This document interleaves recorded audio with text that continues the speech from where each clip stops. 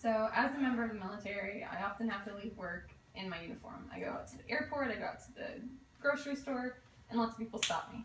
And a lot of them ask different questions. But one of the most asked questions is, why are you in the military? Why'd you join? And so I always tell them, well, I was an Air Force brat. I grew up in the environment and I was really comfortable in it and I loved it, so I pursued it. So they always automatically say, oh, so your father was in the military. And I have to tell them, no, actually it was my mom. My mom retired as a master sergeant. And so that points out to me that even though we've come so far, there's still a stigma for women in the military. So today we're going to cover 3 main points. It's going to be a brief history of the contributions of women to the military before they joined, a brief history of their contributions after they were formally admitted, and then controversies that still exist today. So how have women contributed in the past? Records show that dating all the way back to the American Revolution, women contributed as nurses, as cooks, as laundresses in outposts.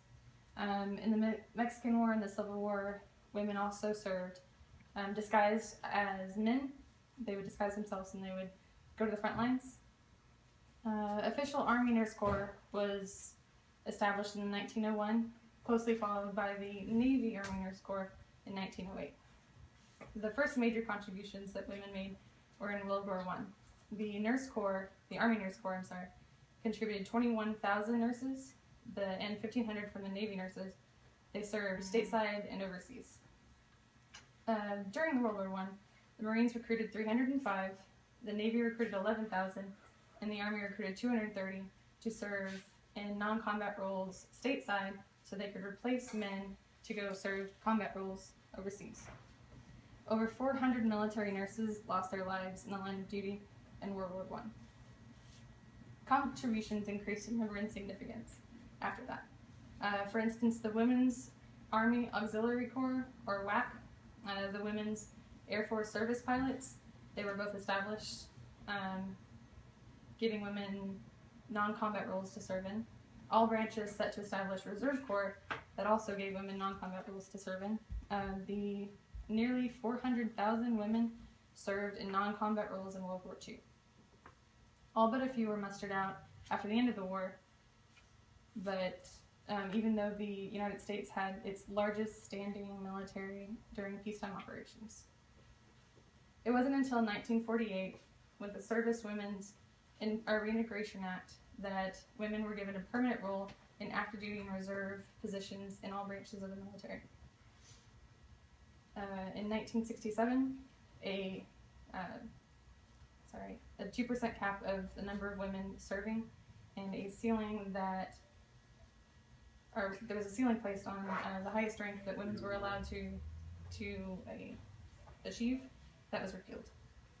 Following that, in 1971, the first female went to maintenance officer school for the Air Force and became the first maintenance officer. And same year, the first female in the Air Force was promoted to Brigadier General. This showed that women had the same capability and the competence to serve alongside men in the military. Seemingly the last hurdle for women to make significant headway, seemingly the last hurdle for women to overcome and make significant headway happened very recently. In 2009, women were still not allowed to serve in combat roles.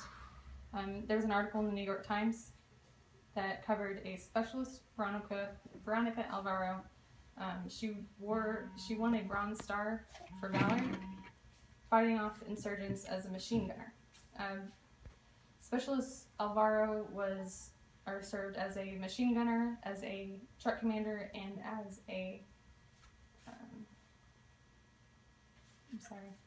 machine gunist, a truck commander, and a driver, all while attached to a unit not assigned to as a medic. But in 2013, Secretary of Defense Leon Panetta removed the military ban on females serving in combat roles. This brought up a lot of controversy, though.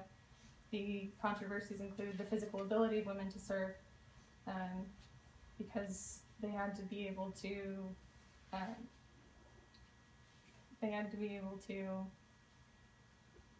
do the same things as the men can, so that they protected themselves and they protected the people around them.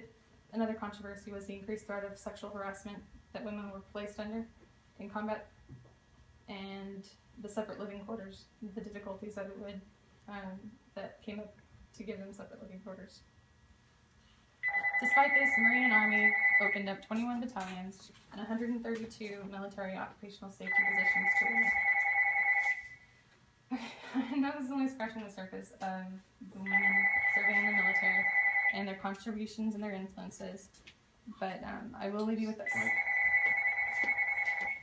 We have women in the military, but they don't put us on the front line. They don't know if we can fight, if we can kill. I think we can. All you have to do is come up to women, tell them, you see the insurgents over there? They told you you look fat in your uniform.